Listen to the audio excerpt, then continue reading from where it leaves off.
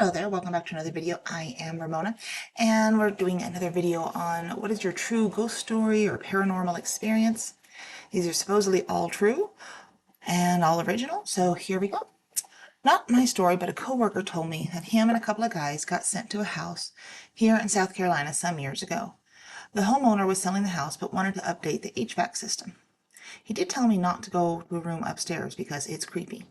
They did peek and said that when the room did feel heavy, and they had to put in a vent, and super cold, and there was not a drop of dust. Bed and tables were spotless. They just said nah and left the room alone. It still creeped them out to this day. I made another comment, but I'll share this one too. There's something also in my house, not just in my in-laws, though there were neighbors, so maybe it's just the area of the land. We haven't seen anything yet.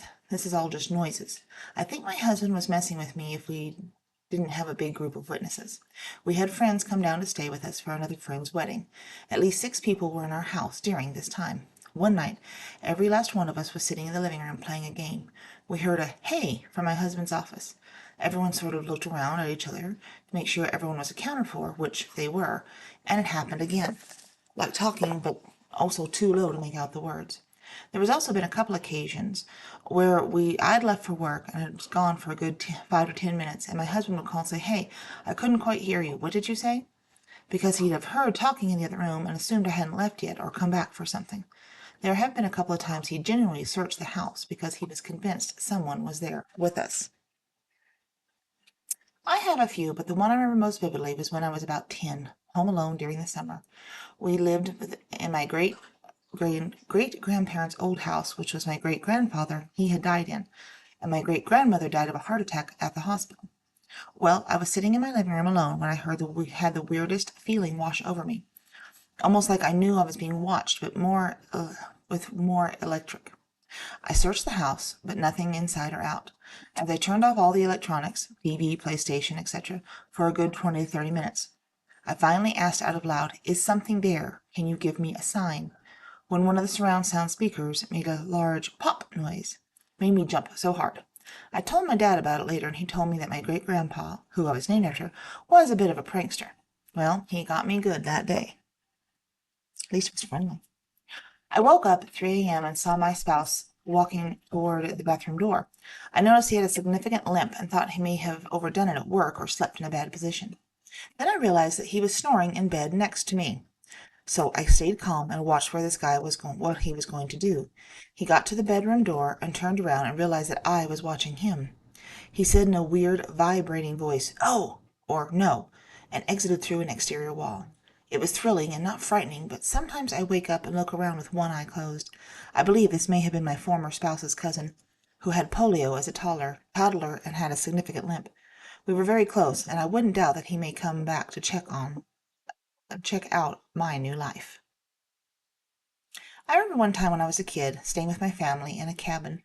I woke up on a pull-out couch next to my mother, and I saw a figure standing in the middle of the room. Where my eyes adjusted to the darkness, I noticed that it was my brother. I tried calling out to him, but I couldn't say anything, and suddenly his head fell off. Then I tried to go back to sleep and convince myself it was some kind of dream or hallucination, but I could still tell the figure was standing there. When I woke up the next morning and I saw my brother was okay, I was convinced it was only a nightmare, but when we went out swimming that afternoon, my dad found my brother floating face down in the lake, passed out due to heat stroke. We rushed him to the hospital and had to cut the trip short, and to this day, I'm convinced that this was some sort of spirit warning me about what was going to happen. Yeah, definitely sounds like that. First, for context, I consider myself a skeptic non-believer. My fiancé at the time and I did a ghost tour in Savannah, Georgia one summer.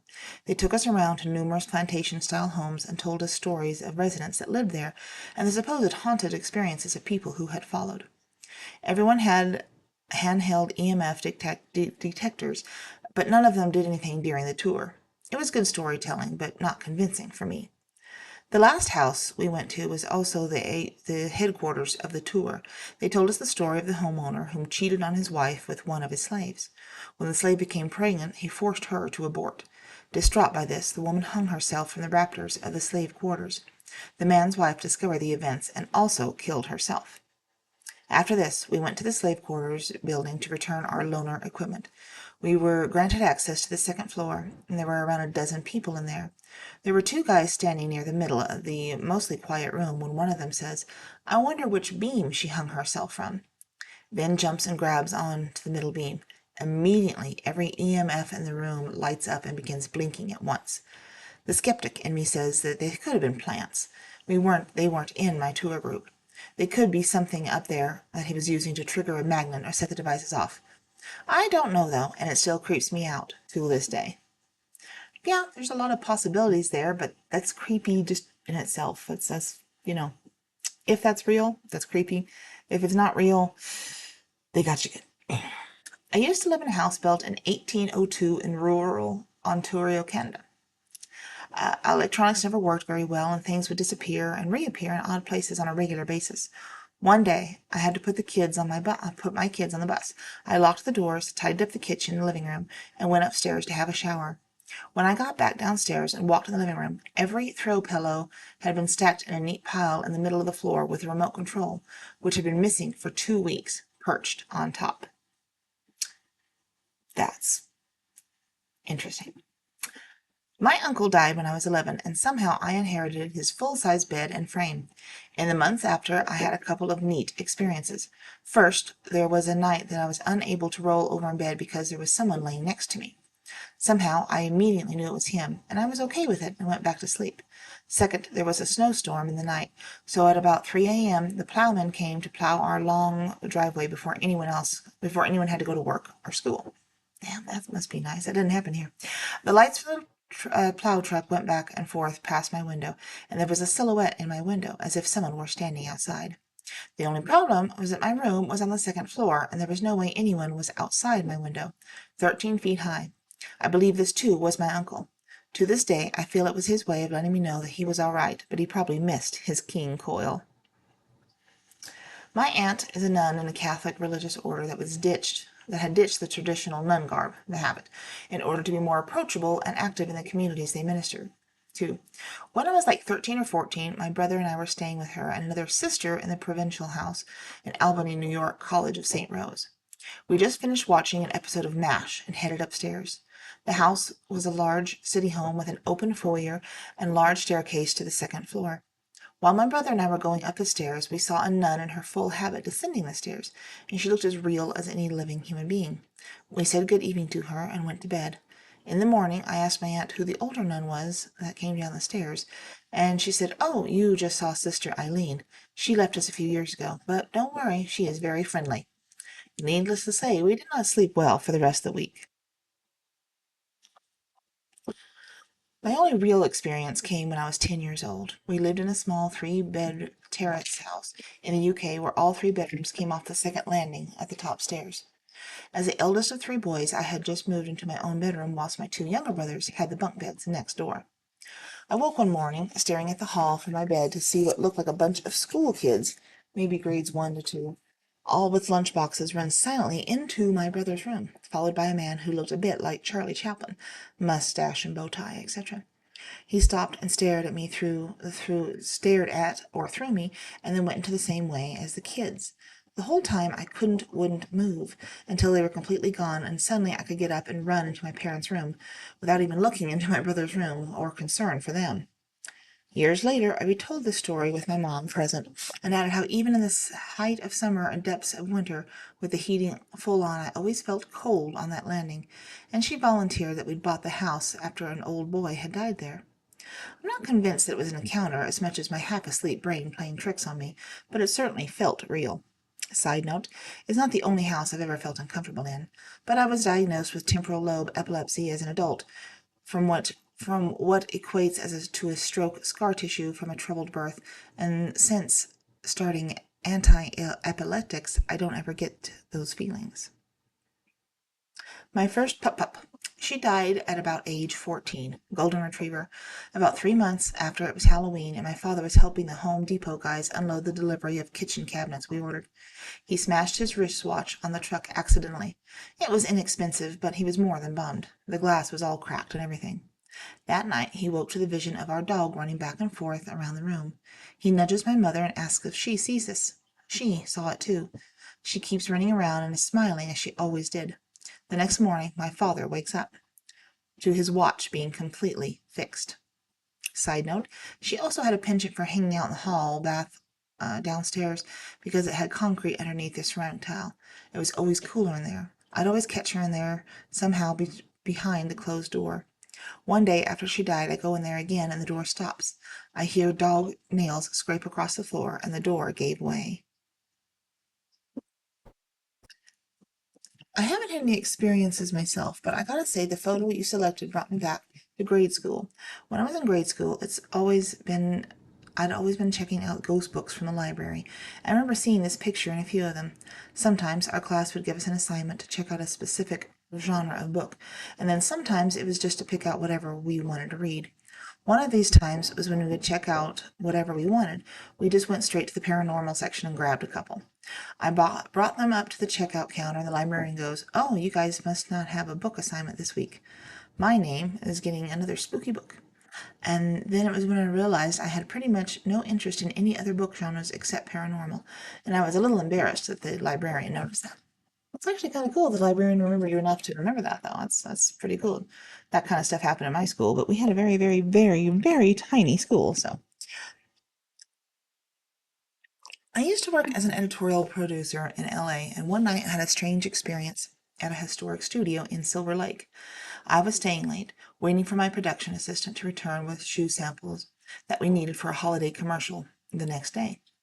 Ups was dropping the shoes off at our office a couple of miles away, and we needed them first thing in the morning for the commercial. It was around 7 p.m., and I was alone in the room, sorting through a wardrobe when I felt someone in the room. I looked around and saw nothing, so I ignored it then until I felt it again. When I glanced up at the wall in front of me, I saw a young woman from maybe the 1920s or the 1930s smiling at me. I only could see her head and shoulders. She looked friendly, but I freaked the fuck out and ran outside to wait by the front door for my PA to return. Even though I was alone in the room, I wasn't alone in the studio when it happened. The studio manager was still in the building, too. He had to stay there until I left for legal safety reasons. He seemed cool, and I wanted to mention what happened, but I didn't see him before I left that night. When I got home, I was so excited that I didn't really think much about it. I had to be up at 5 a.m. the next day anyway, so I was kind of busy back then. The next day, I nervously asked the studio manager if the place was haunted. I didn't want to sound crazy, but I had to know. He looked at me seriously and said, "Yes, what happened?" His serious response freaked me out more than seeing the ghost because it confirmed that maybe I wasn't just imagining things. He shared this on his second day at the job, the studio, that he was painting a stage late at night when he heard the back door open. He turned down his music and said hello, but no one answered. Then he saw a hand brush against the large velvet curtain, moving from the back of the studio to the front, like someone walking through the room. A curtain very large. The curtain is very large and hangs from the back of the room to the front. He said he never stayed late again after that. He also mentioned that I probably saw a woman who was a comedian, actress from back in the day, that dated the original studio owner. She'd been there before. It confirmed I wasn't imagining things, and I may have even seen a real ghost. When I was little, I used to get a lot of Hatmans. I'd cut across the top of the stairs when I was coming up or looking at the door of my room for the landing. Never saw him again when we moved out, but the most concrete experience I had was with a friend at his grandmother's old house. It had been owned by her father, too, and a lot of his family not only lived but died in that house. It was a split family with 3 apartments.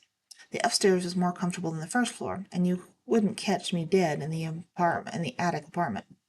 Anyway, we were watching TV one night when we both see this thing go across the room in front of the TV. There was a foam dog mat on the floor, and you could see it getting disturbed as it walked over. It was so hard to explain. You couldn't really see the thing. There was nothing there, but there was like a clear impression of movement across the room. It went out the living room into the front hall, which had a table with some clutter on it. We heard it move behind us to the wall, but we were frozen. It knocked a couple of magazines off the table and away through the hall to the kitchen. Then it was gone, or we lost it anyway. We were in shell shock from that crap. I've never had anything quite like that happen before. The nice thing, though, is that even though it was scary as hell, it's all my friend's relatives who have lived there and died there. We were all there for some time to take care of his grandma and help with her Alzheimer's. I've never felt threatened or in danger. It seems to be a safe place, just a little too much going on for me. A few years ago, I lived with a friend at her now husband's house. They had some sort of event where they went to and stayed in the room at night and the door shut. I'm real weird about privacy. At that point, after that I left, I heard heavy footsteps in the hallway, which I associated with her husband. He's a pretty stocky, muscular guy, and I can tell the difference between him walking down the hall and little petite her walking down the hall. I had assumed that they'd forgotten something and came back to the house, so I left my room and went to ask, but nobody was in the house except for me. I asked her later that night, after they returned, if they'd come back to the house after they'd initially left, and she said they'd been at the event the entire time. I still have no idea what the hell made those footstep noises. The weird part of my ghost story is both my cousin and I saw the same thing, but neither of us knew the backstory of the ghost until years later. This took place in the early 80s. I was around 10 years old and my cousin around 12. It's summertime where dusk and twilight time draws out until after about 9 p.m. We just visited our grandparents who lived out in the country and are headed back to our small Midwestern town. The sun is setting, but it's still very light outside. My uncle drank a few beers during said visit, so my aunt was driving us back home in the pickup truck. My cousin and I are in the back of the truck, no cab, just the open truck bed. The truck has a manual transmission, so on the hill that takes us down to the town, my aunt pops the truck into neutral. She wasn't that great at driving stick and welcomed the opportunity not to have to shift gears. Due to the curves in the road, and despite the steepness of the hill, she couldn't really pick up speed until you were almost at the bottom, where the road straightened out. And that's where my cousin and I both saw the ghost. She was a girl in her teens in a pale pink tea-length sleeveless prom dress with a sweetheart neckline, high heels, and a tall bouffant hairdo. She wasn't transparent or glowing, but looked like a regular person. I remember my cousin and I not saying a word when we saw her. We both turned around as the truck whizzed past, as if to assure ourselves that we were really seeing what we thought we were seeing. It wasn't just the fact that she was beautiful and completely out of place, but from the hairdo and the type of gown, even at my young age, I could recognize something was off. This was the early 80s, and not the 1950s. In the middle of summer, no school dances, and this wasn't Halloween. I have two older sisters who would have known about a costume party or any social event in our small town that would have required this kind of fancy dress. Yet my cousin and I didn't bring it up, what we saw, until years later when we were teenagers. My aunt and uncle didn't say anything about seeing her when they got home that day, which leads me to believe that she was not visible to them. That's when I heard the story about the girl in the prom dress walking up that particular country road from my older sister. Legend was that back in the day, in either the 50s or the 60s, she and her date were parking further up the hill at a little pull-off in the road, and he wanted more than she was willing to give in the back seat, and an argument ensued. After she refused to, After he refused to take her home or back to the dance where they'd been that evening, she got out of the car and went back out on the road, where she was accidentally struck by another car and killed. No one knows if she was there, if she was trying to flag the car down to hitch a ride, or was just walking home. It would have been less than a mile from the town. I have no idea if this ghost story is true, as I have never tried to research it and find proof in the town's archives. All I know is that my cousin and I saw, and now nearly 40 years later, I can recall her image as if it was just yesterday. Well, I think that's a good place to stop that one. There's a lot of stories like that, not casting any doubt on credibility, but that seems to be a very common story. um, Final moments and ghosts along the I've even had one. It wasn't a girl. It was a man on a highway, and everyone in the car saw it. My mom, who was driving, myself, my on and off again boyfriend, and my little sister. We all saw the same thing, and roads at night can be creepy. I'm just gonna leave it there. But anyway, thank you for watching and listening, and hope you enjoyed this. Go check out another video. Like it if you liked this video or any of the other videos. If not, that's cool too. But thanks, and we'll talk to you next time. Bye. Hello there. So if you like to color, and because I do, I definitely like to color, and I have loved paper dolls since I was a wee lass. I decided to create my own uh, color your own paper dolls. There's 5 books. Well, there's 5 volumes, and they're all lovely and color coordinated because that's just what I like to do. Um, I will warn you now, the formatting leaves something to be desired. It's not great. But first time out trying to do all these, I think it's not bad. Now, the thing is, with all of these, there are 5 dolls, 5 people, 5 girls on each. There's a lot of paper dolls, so you can pick and choose which ones you like, which ones you don't like, whatever.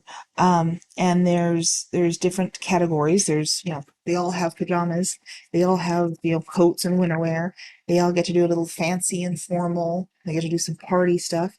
There's also a section in there with like careers and jobs with some suggestions of what, each outfit could be for, but, do your own thing, whatever. And there's quite a few everyday outfits.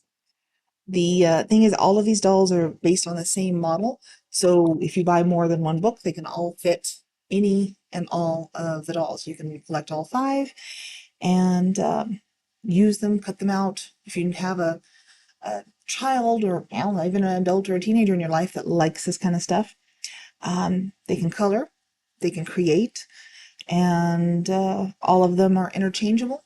So it's pretty good value, I think, because I always love doing that. I spent most of my time um, creating my own paper dolls because there just never was enough clothes, and sometimes there was only one paper doll per thing, and she'd have to have a friend or a sister or somebody. I mean, So I combined coloring and really not so great fashion design, as this was one of my passions, but go check it out over on my Amazon page.